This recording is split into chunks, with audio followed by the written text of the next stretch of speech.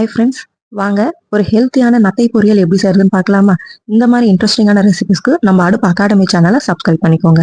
அதுக்கு ஒரு பேன்ல நல்லெண்ணெய் விட்டு கொஞ்சமா கடுகு சோம்பு போட்டு பொரிஞ்சதும் பொடியா நறுக்கி வச்சிருக்கிற பச்சை மிளகாய் ஒரு கொத்து கருவேப்பிலையும் போட்டு நல்லா ஒரு வதக்கிட்டு 10 பல்லு பூண்டு பொடியா நறுக்கி வச்சிருக்கிற ஒரு வெங்காயத்தையும் போட்டு வெங்காயம் நல்லா ப்ரௌன் கலர் வர அளவுக்கு வதக்கி எடுத்துக்கலாம்.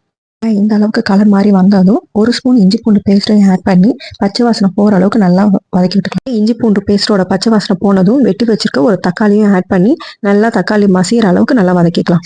1/4 ஸ்பூன் மஞ்சள் பொடி, 1/2 ஸ்பூன் சில்லி பவுடர், 1 ஸ்பூன் மல்லிப்பூ இது எல்லாத்தையும் போட்டு ஒரு நிமிஷத்துக்கு நல்லா வதக்கி விட்டுட்டு இப்போ நம்ம வறுவலுக்கு தேவையான உப்பையும் ஆட் பண்ணி ஒரு 2 மினிட்ஸ்க்கு லோ ஃப்ளேமில் நல்லா வதக்கி விட்டுக்கலாம். அப்போதான் இந்த மசாலாவுடைய பச்சை வாசனை எல்லாம் போகும்.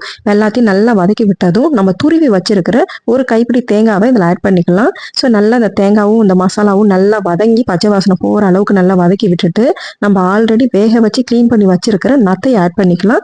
நத்தை எப்படி க்ளீன் பண்ணணுன்றது யூடியூப்ல நிறைய வீடியோஸ் இருக்கு. உங்களுக்கு வேணும்னா அந்த மாதிரி நீங்கள் வீடியோஸை பார்த்துட்டு எப்படி க்ளீன் பண்ணணும்னு க்ளீன் பண்ணிக்கோங்க.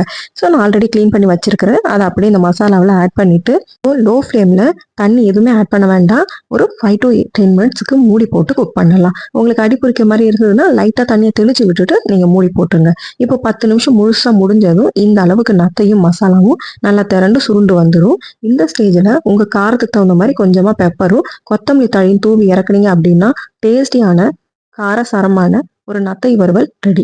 ட்ரை பண்ணி பாருங்க, டேஸ்ட் அல்டிமேட்டா இருக்கும். நத்தை கிடைச்சதுன்னா கண்டிப்பா ஒரு வாட்டி வாங்கி இந்த மெத்தட்ல ட்ரை பண்ணுங்க. அவ்வளோ சூப்பரா இருக்கும். இதுல அவ்வளோ ஹெல்த்தியும் கூட. இதுல என்னென்ன ஹெல்த் பெனிஃபிட்ஸ் இருக்குன்னு உங்களுக்கு தெரிஞ்சுக்கணும் அப்படின்னா நீங்க வேணா கூகுள்ல சர்ச் பண்ணி பாருங்க. அவ்வளோ ஹெல்த் பெனிஃபிட்ஸ் இருக்கு. கிடைச்சதுன்னா விட்டுறாதீங்க, கண்டிப்பா சாப்பிட்டுருங்க ஒரு தடவையாவது. ஸோ என்னுடைய ரெசிபிஸ் உங்களுக்கு பிடிச்சிருக்குன்னா லைக் பண்ணுங்க, ஷேர் பண்ணுங்க, சப்ஸ்கிரைப் பண்ணுங்க. பாய்.